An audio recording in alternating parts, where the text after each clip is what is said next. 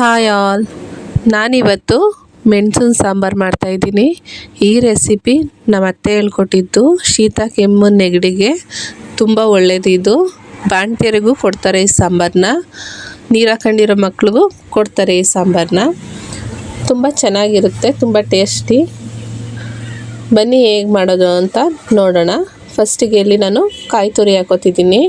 ಬಾಣ್ತಿಯರಿಗೆ ಕೊಡೋದಾದರೆ ಇದನ್ನು ಕೊಬ್ಬರಿ ಹಾಕೋಬೇಕು, ಕಾಯಿನ ಸ್ಕಿಪ್ ಮಾಡ್ಕೋಬೇಕು. ಇವಾಗ 4 ಈರುಳ್ಳಿ ತೊಗೊಂಡಿದ್ದೀವಿ ಅಂದರೆ 2 ಈರುಳ್ಳಿನ ಸುಟ್ಕೋಬೇಕು, ಇನ್ನೆರಡು ಈರುಳ್ಳಿನ ಹಾಗೆ ಹಸಿದು ಹಾಕೋಬೇಕು. ನಾನು ಈಗ ಹಂಗೆ ಮಾಡಿರೋದು. 2 ಈರುಳ್ಳಿನ ಸುಟ್ಕೊಂಡಿದ್ದೀನಿ, ಇನ್ನೆರಡು ಈರುಳ್ಳಿನ ಹಸಿದು ಹಾಕೋತಾ ಇದ್ದೀನಿ. ಹಾಗೆಯೇ ಸ್ವಲ್ಪ ಹುಣಸೆಹಣ್ಣ ಸುಟ್ಕೊಂಡಿದ್ದೀನಿ, ಇನ್ನೊಂದು ಸ್ವಲ್ಪ ಹಸಿದನ್ನ ಹಾಕೋತಾ ಇದ್ದೀನಿ. ಅದಾದಮೇಲೆ ಸ್ವಲ್ಪ ಬೆಳ್ಳುಳ್ಳಿ, ಇದನ್ನು ಹಸಿದನ್ನ ಹಾಕ್ಕೊಂಡಿದ್ದೀನಿ. ಸುಟ್ಟಿ ಸಿಪ್ಪೆ ತೆಗೆದಿರೋದು ಒಂದಿಡಿ ಬೆಳ್ಳುಳ್ಳಿನೂ ಹಾಕೋತಾ ಇದ್ದೀನಿ. ಜೀರಿಗೆ, ಮೆಣಸು ಇದನ್ನು ಹುರಿದ್ಬಿಟ್ಟು ಹಾಕೋತಾ ಇದ್ದೀನಿ. 1 ಸ್ಪೂನ್ ಖಾರದ ಪುಡಿ ಹಾಕ್ಕೊಂಡ್ರೆ ಸಾಕು. ಅದಾದಮೇಲೆ ನಮಗೆ ಖಾರ ಎಷ್ಟು ಬೇಕು ಅಷ್ಟು ನೋಡಿ ಹಾಕ್ಕೊಳ್ಳೋದು. ಚೆನ್ನಾಗಿ ನೈಸಾಗಿ ರುಬ್ಕೋಬೇಕು. ಈ ಥರ ನೈಸಾಗಿರಬೇಕು.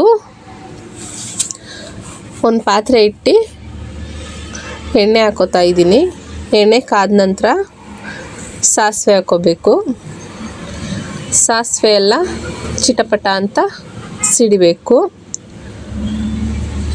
ನೋಡ್ತಾ ಇದ್ದೀರಲ್ಲ, ಇದೆಲ್ಲ ಸಿಡಿತಾ ಇದೆ. ಬೆಳ್ಳುಳ್ಳಿ ಸಿಪ್ಪೆ ತೆಗೆದು ಒಂದು ಹಿಡಿಯಷ್ಟು ಹಾಕೋತಾ ಇದ್ದೀನಿ. ಇದೆಲ್ಲ ಚೆನ್ನಾಗಿ ಗೋಲ್ಡನ್ ಫ್ರೈ ಆಗಬೇಕು. ಇದೆಲ್ಲನೂ ಕಮ್ಮಿ ಉರಿಲೇ ಮಾಡ್ಕೋಬೇಕು, ಸೀದೋಗಬಾರ್ದು. ಹಾಗೆ ನೋಡ್ಕೊಳ್ಳಿ ಬೆಳ್ಳುಳ್ಳಿನ.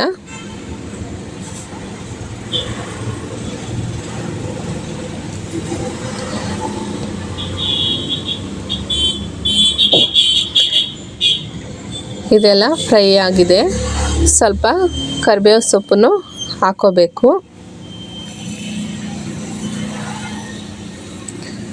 ಕರಿಬೇವು ಸೊಪ್ಪು ಸ್ವಲ್ಪ ಫ್ರೈ ಆಗಬೇಕು. ಇದೆಲ್ಲ ಫ್ರೈ ಆದಮೇಲೆ ಒಂದು 4 ಒಣಮೆಣಸಿಕಾಯಿನ 2 ಭಾಗ ಮಾಡಿ ಅದನ್ನು ಹಾಕೋಬೇಕು. ಇದನ್ನು ಸ್ವಲ್ಪ ಹುರ್ಕೋಬೇಕು.